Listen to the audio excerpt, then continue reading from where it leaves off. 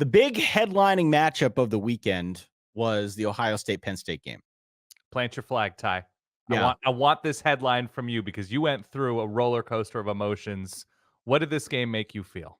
We did a live stream, a 3.5-hour live stream. That's when my We voice did. is a little raspy this evening as we record this. 20-12 was the final score in favor of the Ohio State Buckeyes.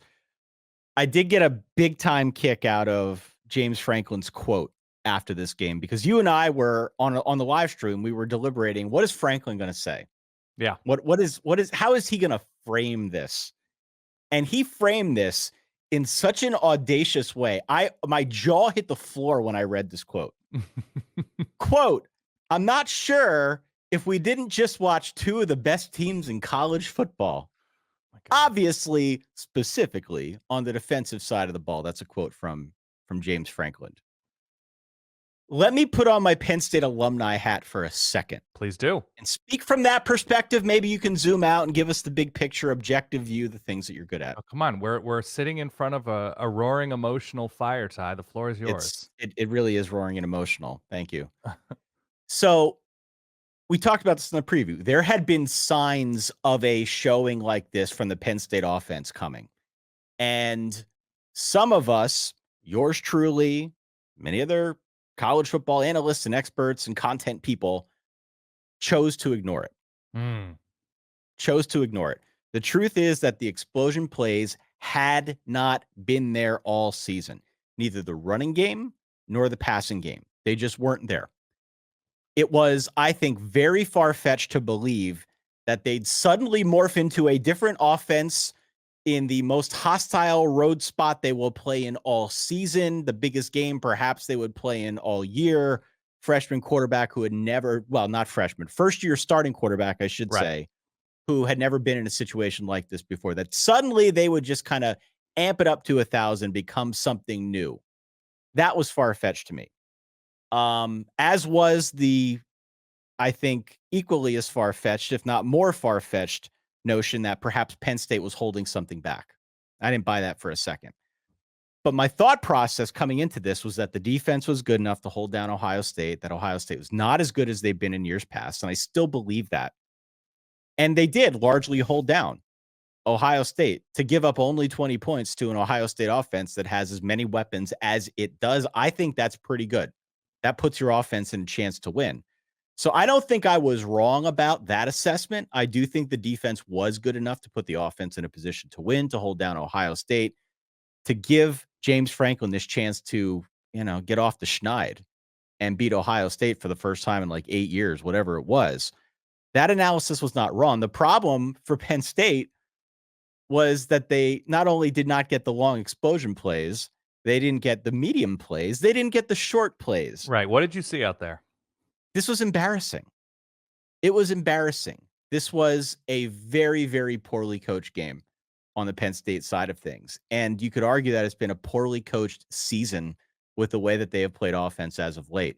They were 1 of 16 on third downs, Dan. The offensive line seemed out of sorts to me. The receiver's ability to get open is non-existent. I know Drew Aller shares some of the blame for what we saw, but these receivers are not getting open. They're not getting separation from defenders. And the play calling, as I said before, the play calling is an absolute joke. I made the joke on Twitter about how conservative the play calling has been for Penn State, especially in these big situations. It was really bad. Really, really bad by Mike Yurcich and by James Franklin, by extension, James Franklin. Yep. So I just think like the most frustrating part for me is that James Franklin keeps trying to tell us that he's not a big game coach. And some of us, again, yours truly, are just too drunk on the hopium and the hype around Drew Aller and whatever else to believe it.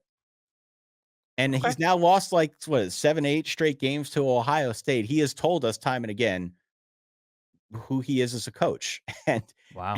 And unfortunately, this is look, our friend David Jones, who we've had on the show many times over for PennLive.com, he put it best in his recap column. He said, James Franklin is losing both the battle and the war. And they're doing a great job on the recruiting trail. But the fact of the matter is, if you can't win the big games, only had a 2-game schedule this year. It was Ohio State and Michigan. Now, Maybe not out of it yet. Who knows what happens? Michigan could probably beat Ohio State. Michigan does have to come to Happy Valley. Maybe they get themselves in order. But the team that we saw in Columbus today is not beating Michigan. And they're certainly not Big Ten championship caliber. They're certainly not a playoff team. They're just not. They do not have enough firepower on offense. And it drives me crazy. Mm-hmm. But that's just where they're at. Man. Okay. So can I give the flowers? Is that what the youth say? Can I give some flowers to the team that won this game? Well, absolutely give some credit to Ohio State. You should have expected that I was going to rant on Penn State. No, I did, and I think you committed to being Ty Hildenbrand, which is it's just frustrating. You know, it's really frustrating to kind of go into these seasons with all this hype. And I said to you when we were doing the stream, like, great, all the hype in the preseason about getting this 5-star all-world quarterback, Mr. Football Ohio, right? What's it matter? You could have put Sean Clifford out there and had the exact same result today. Anyway, talk about Ohio State. Completed a bunch of passes downfield last year. Sean Clifford had receivers. It's a different situation. It's a different situation. Totally different. I saw some other people make that comparison. It's a bad comparison. You got to watch the games to know what's going on. And I'm telling you right now, this is a totally different receiving core. That is first and foremost, in my mind, the reason for all this. I love this. Okay. Talk about Ohio State. I think what Penn State accomplished or didn't accomplish on the field today kind of bailed out a not great performance from Ohio State in terms of what they had available to them, which was a Penn State offense that kind of hung its own defense out to dry, and its own defense somehow kept coming back and looked crazy good. The Penn State defense is awesome. It's incredible. It played super well against Ohio State, all things considered, considering the offense. I think that one third down conversion happened well after the game seemed like it was within reach, even though the score kind of indicated that Penn State was sort of kind of hanging around. It was never, when it was 20-6 or whatever, it was not a game. A lot of questionable Ohio State calls. You were making a big deal on the stream about how Ohio State kept trying to get the corner, kept trying to get the edge, and nobody gets the edge against this Penn State defense. Like, the Penn State defense is happy for you to try to play horizontally, and Ohio State kept trying to play horizontally. Now, the big advantage Ohio State has is Marvin Harrison Jr. plays for their team. Cade Stover plays, is wearing the scarlet and gray. And what Penn State seems to be is a failure of roster and team construction right now, because I don't think they have bad players. It just seems like the receiver room is on one side of campus. The quarterback room is on the other side of campus. The coach's room is on, in the quad somewhere. The offensive line room might be off campus in an apartment complex somewhere.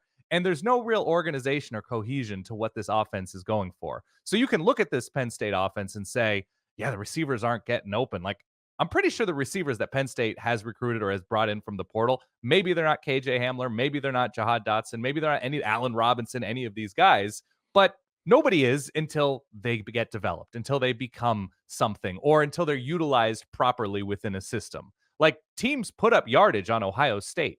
Teams put up yardage on Georgia, on Texas, on all sorts of crazy talented defenses, because they're coached in smart ways to take advantage of who their players are, not what they're not. And so whether or not Drew Aller is going to live up to his hype as a 5-star quarterback kind of seems beside the point, because the players weren't put in a position to succeed. And maybe they're not all Big Ten caliber receivers or tight end. Maybe there's no Pat Freiermuth or, Hans Gesicki or something for Penn State. You got to make the best of what you got. I'm pretty sure there's a popular Dave Matthews Band song built around that very premise. So Ohio State played an okay game. They played against a great Penn State defense. They were slightly better coached with the most luxurious, finely woven security blanket in Marvin Harrison Jr. You mean the Maserati? The Maserati in the store. And so he drove that Maserati name into the wall. Yeah. I mean, just kept using it, Gus Johnson. Yeah. I don't hate it, but it was a little much by the end. I think Kyle McCord is okay. I don't think he is going to be what he will eventually be, hopefully, considering the young receivers Ohio State has. I don't think that the organization of this Ohio State offense is anywhere near where it needs to be or has been, with Kevin Wilson, with Ryan Day, now that Brian Hartline is running things. They don't really run the ball that well. I really like Mayan Williams and his second efforts. Crazy impressive. Second efforts were key for Ohio State. They were a big part of the reason why they won. I kind of thought Ohio State's offense, against this defense was okay. Nothing crazy, nothing easy.